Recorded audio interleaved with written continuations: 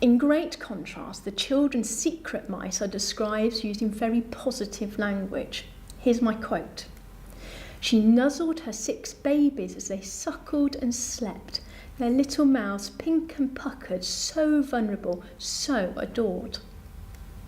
The writer deliberately constructs a sentence that has a calming alliterative quality with suckled and slept and pink and puckered.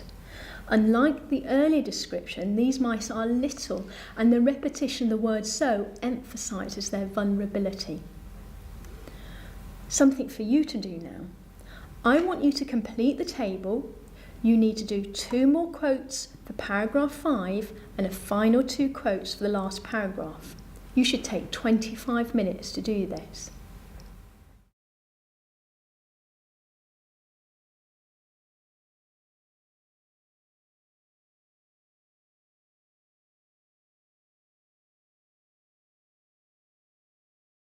So we've done the directed writing, we've done the writing for effect, now it's that really easy summarised question. So in this summarised question, you are going to repeat what you've read, but in a very concise way. It's a real gift of a question. You can earn lots of points by writing an accurate bullet point list, and that's where that 15 comes into it. You may need to make a bullet point list of 15 different points. So in this question, you're asked to do this. You're now asked to read passage B, and we're going to do that in a moment. Passage B is not about mice, but is about rats. And in passage B, you are going to be looking at how they're described in a positive way. And then you're going to compare that with how they're described in a negative way in passage A. Okay, so our top tip. We're going to write the focus on the top of each passage. In this case, go to passage B and write on the top of it the positive aspects of rats. Then go to the passage which we've read lots of time in question 1 and 2 and describe and write down the negative aspect of mice. Then you're going to use the highlighters to actively read both passages. So as you read passage B, every time rats are described in a positive way, highlight the point. And in passage A, every time mice are described in a negative way, highlight that. Then use those highlights to make 2 lists of 7 or 8 points for both passages. Off you go. Read that second text now, write the title and make the list. You should take 10 minutes to do it.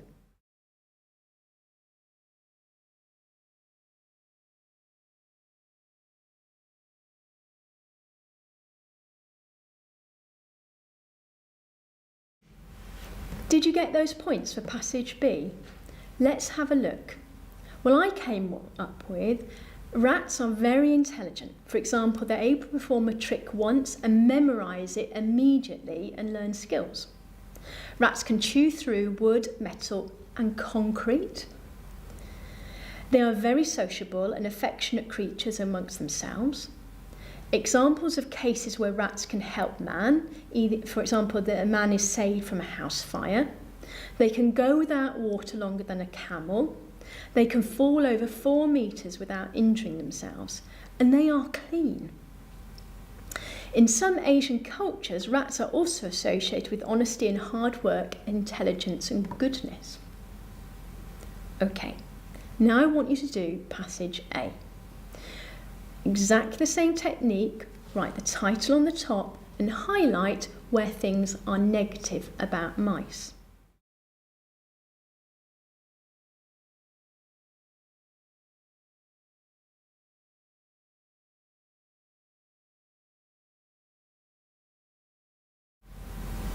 Did you get these points? They create a disturbing noise, scratching and squeaking. They have an ability to get into foodstuffs. They are associated with uncleanliness, disease and plague. They're destructive. They're more active at night and so it's more frightening.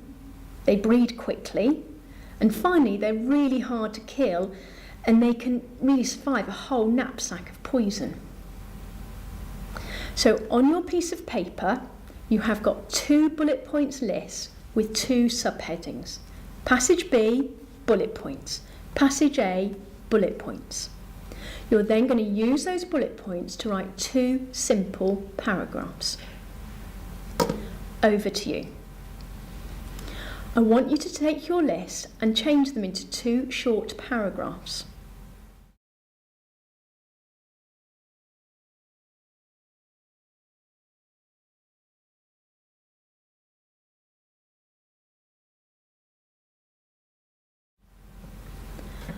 Did your paragraph look like this? Passage B describes rats in a very positive way. The writer explains how rats are historically seen and mentions the significance of the bubonic plague. Despite this, the writer challenges the negative view of rats and instead highlights they make perfect pets, are very intelligent and have played a significant role in the world of science. The writer rejects misconceptions such as rats being dirty and instead celebrate they have physical abilities not widely known to people, such as being able to survive for a long period without water. Finally, the writer makes the assertion that rats, far from being feared, can offer much to mankind. And passage A? Mice are disturbing. They are able to gain access to our food and with this bring disease as well as being destructive. They breed quickly, can often be found in huge numbers and being nocturnal are more active at night, which is frightening for most humans. They can bite, scratch and are very hard to kill. Mice can be resistant to poison. For this question, your paper will look like this. Passage B, subtitle, bullet points. Passage A, subtitle, bullet points, and then 2 paragraphs summing it up. That is what the examiner will mark. So I hope you're beginning to get the technique of each of these 3 questions. We'll practice it again next time.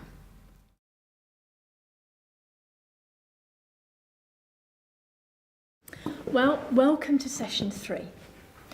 Well, we know the aims of this DVD by now. I want you to be really confident about what the exam looks like, how long you have to do it, what you have to do, know the technique for each question and to be really confident how to do it.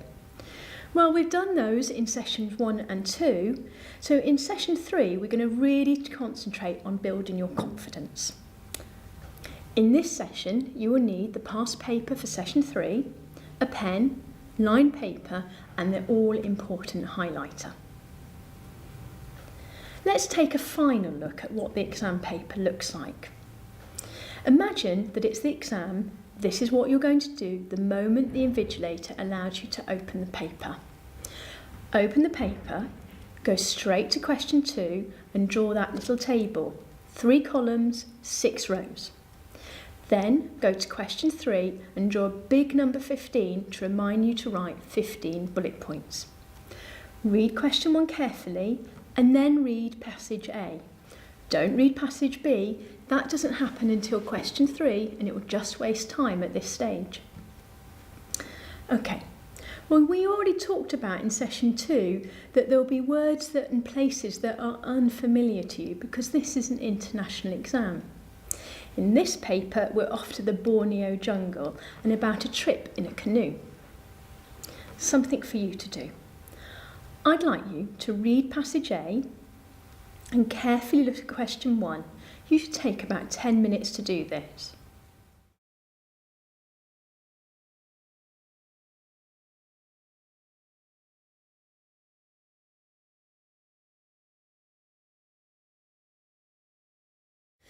Let's remind ourselves about what you need to do in question 1. Well, question 1 is that directed writing question. And in it, the examiner is checking not only that you can read, but that you understand what you read. And they check that you understand what you read by asking you to do some directed writing. And that can be all sorts of things. In this paper, you are asked to write a journal. Now, you might not be familiar with the word journal, but it's simply a posh word for the word diary. And you've been writing diaries since you were in year 7. Just like all the other directed writing questions, the examiner tells you who you are pretending to be. And in this paper, you are to imagine that you are James. and that you're going to write an entry in your journal intended to be read by members of your family when you get home. In your journal entry, you should explain how you feel in this environment, comment on your relationship with Redmond, express your thoughts over the next few days of this adventure. As ever, you base your journal entry on what you've read, and this time the examiner asks you to begin in this way. Sometimes I wonder what I'm doing here. You write between 1.5 and 2 sides. The length of the writing for question 1 is really important. 1 side is just not long enough. So before we start, let's think about how you write a journal. Well, the examiner is very helpful and they tell you exactly how to start. Sometimes I wonder what I'm doing here. And your job is to finish that first sentence. And the examiner is reminding you about the way that you write a journal. You see, the way you write a journal is quite informal, and you need to use personal pronouns. You need to use the word I and me. So, our top tips for directed writing. Use what you've read in your writing. Follow the instructions the examiner gives you exactly. Start at the beginning of the text and work down, and write at least 2 sides. Well, let me go back to using what you've read in your writing. If you remember back to the Dean Potter extract that we used in session 1, I took just a little bit of the extract and I used a lot of the information in my writing. If the examiner is giving you a very specific instruction, follow it. And because you have got quite a lot to read, it's always sensible to be logical. Start from the beginning and end at the end. Now the examiner has given you 3 bullet points here. Explain how you feel about the environment, comment on your relationship with Redmond, and express your thoughts about the next few days of the adventure. So as you read passage A, you need to think about some materials, imagining that you're James, about those 3 bullet points. So, over to you. I want you to practice some active reading. As you read passage A, I'd like you just to make some very short notes under these 3 headlines, because you've got to have enough material to write about. My concern for you in the exam is that you won't write in enough detail, and therefore your writing won't be long enough. Well, in order to write enough detail, you need to get as much information as you can glean from the passage.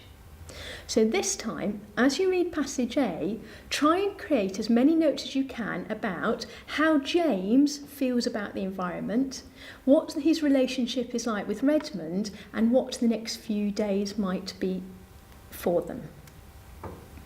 Okay, well these are the sorts of things that I picked out of the passage when I read it. Well, this is how James feels about the environment. That he'd rather be at home. In essence, James is not comfortable in this environment of the Borneo jungle. He doesn't seem that interested about what's going on. He finds it very boring, and therefore he keeps falling asleep. He does appreciate the beauty and the excitement of the place, but he'd rather think of the poems that he'd write about it. His clothing is important to him and it makes him feel protected, but a little bit out of place. He's trying to shut out the thrills and dangers of the place because he's a homebody. And he does not like the environment. He doesn't like getting wet, and he doesn't like the heat, and he doesn't like being bitten. Basically, he feels overwhelmed, uncomfortable, threatened, and annoyed. That means that your diary entry has to reflect that he's thoroughly irritated. If you were to write the diary entry saying he was thrilled and enjoying this journey in Borneo, then you get no marks. You don't make things up, you repeat what the text is telling you. Let's move on. The next bullet point the examiner asks you to write about is James' relationship with Redmond. Did you get these points? He needed to be persuaded to come. Redmond is in control and at home at the river, and he's really knowledgeable about the wildlife. James admires him and, perhaps more importantly, really trusts him. He does at the same time find him irritating. He expresses appreciation because Redmond has given him this opportunity, and that even though he's being difficult, Redmond is being really patient with him. The really important point about this relationship is they're very different. One is uncomfortable in the environment, the other one is very comfortable. One hardly knows anything about wildlife, while the other one knows everything about wildlife. They're two people of contrasts. And actually, they don't talk very much. So when the examiner asks you to write in your journal about your relationship with Redmond, it cannot be how friendly they are with each other, how close they are with each other, how much they enjoy each other's company, because that is not what the passage says. Actually, it's a hard relationship. It's a little bit out of place. They feel uncomfortable with each other. Your journal needs to reflect that. The final bullet point that you're asked to write about is how James thinks about the next few days of the adventure. Again, the passage reveals what he might expect in the future. That they'll be going back along the current, so it'll be a slightly easier journey. They might meet crocodiles. It is likely to be worse because it is hotter and that the wildlife is more wild. That he will gradually get used to the varied life around him, that there's a drum of the petrol engine going on throughout the journey, and it will inspire his future poetry, but it is likely that he's going to get very, very bored. All of that should appear in your journal. You see, you really need to read that passage from the top to the bottom to get enough information out of it to make your journal entry long enough to secure the most marks. So, something for you to do. I now want you to write that journal entry. You can use all the information I've suggested to you, but what's really important that you write as though you are James and that you make the writing long and interesting. You should take 40 minutes to do this. Well, we've dealt with directed writing. Let's move on to writer's effect. For this question, remember the examiner's asking you to appreciate that a writer always takes time and care to choose particular words and phrases to cause an effect on you, the reader. The examiner helps you by taking away lots of the passage that you can ignore and focusing on just 2 paragraphs. In this past paper, you're asked to look at paragraph 2 and paragraph 4. But interestingly, in this question, because the paragraphs are rather long, the examiner says to start from a particular sentence, and it starts from the quote, "The river seemed," and "we stopped by." Rather disgustingly, and for the last time, we are going to pee on a table. You've already written in the exam paper your mini table, and now on your writing paper you're going to draw a table. Give yourself plenty of room to write lots. Here's an example. In the first paragraph, you may make the point the writer describes the plants as, and here's my quote, fanned and gripped and tangled. The writer uses personification to describe the plants. It is as though the foliage is so thick that it feels as though it's reaching out to touch and oppress James. Sometimes the beauty and charm is expressed as fanned.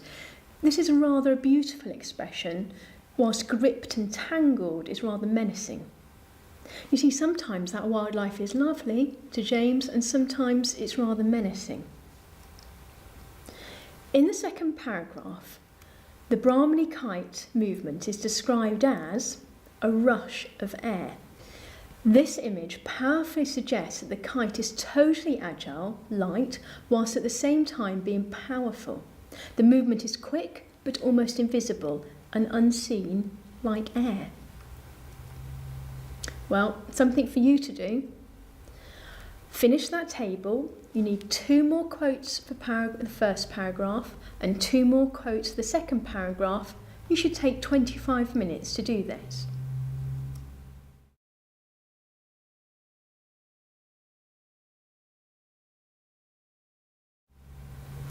It's that last question again, summarise. You know what you need to do and you know that it's all about that number 15. It's a real gift of the question. You just need to take it logically and work your way through. In essence, the examiner is asking you to take lots of information and to condense it into a short paragraph. But we're going to do that using a very particular technique. You know what that 15 means, now we're going to use it. In this question, you're asked to look at passage B. And this time, you're asked to look at how animals have problems living in the Amazon rainforest and the way they adapt themselves. Back to our old passage A, which we know well by now, we're looking at the way the river is described. We do exactly the same thing as we did in revision session 1 and 2. We turn to passage B and write the focus on the top of the text. In this case, on the top of B, literally write the problems that animals have living in the Amazon rainforest and the ways they adapt themselves. Then turn back to passage A and write down the description of the river.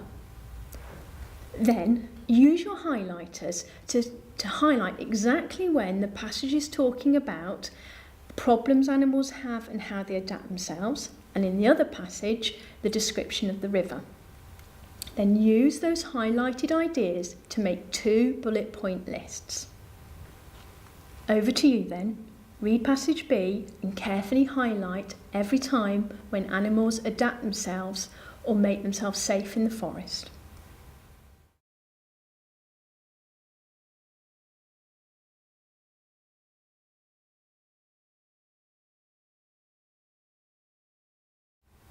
Did you get these points? Big animals cannot move easily. Animals need to be near water. The rainforest is often flooded or waterlogged. Camouflage reduces recognition by a mate. Reliance on communication by sound. Insects have claws to hang on leaves. Birds are adapted to perch up high and have curved claws. Frogs lay eggs in plants. Opossums have webbed feet pouches to swim with young. Monkeys have tails to hang onto trees and a sensitive patch. Okay. Again, I'd like you to do exactly the same, this time with passage A, and you're looking for the way the river is described.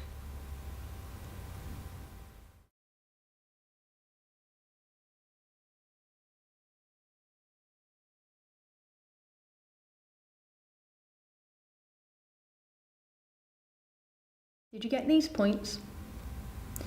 Seems to close in behind you and open up before. It twists. It's fast moving with strong currents. Other streams join it. There are lots of obstructions. There's whirlpools. It has rapids and scarily contains crocodiles.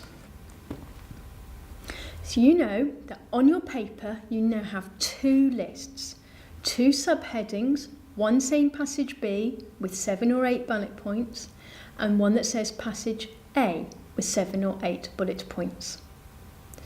You know what to do. You now need to change those bullet points into 2 paragraphs. Well, I hope by the end of session 3 you know exactly how to deal with this exam paper.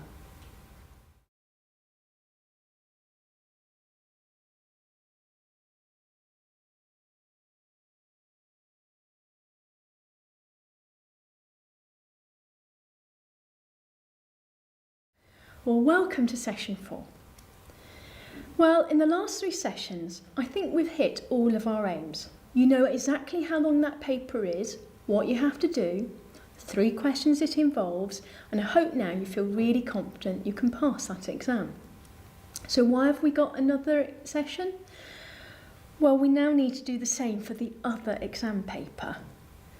Yeah, I know, I haven't told you up to now, there are actually 2 papers for this exam. And that's because the second paper is really straightforward and we can use lots of the skills that we've learned in the first paper for this one. Now, one of the things you'll need to do is to talk to your teacher about which route you've been entered for your exam, because there are two routes. Let me talk you through it. This exam can either be all exam, you know what I mean, the sort of exam where you go into an exam room and you write in your paper. Now, the first paper, the reading paper, is the one we've been rehearsing in the last 3 sessions. So you know how to do that. The paper we're going to do in this session is the writing paper. And we'll look at its content more clearly in a little while. And then there is a speaking and listening element, which you will complete with your teacher. The qualification can either be a 100% exam route, or your teacher can decide to enter you for a coursework element. Now, if you do the coursework element, you still need to do the reading paper that we have rehearsed in sessions 1, 2 and 3. So that's really important that you do those sessions really carefully. The rest of the exam is done through coursework, and you'll work on those pieces of writing with your teacher. And again, there's a speaking and listening element.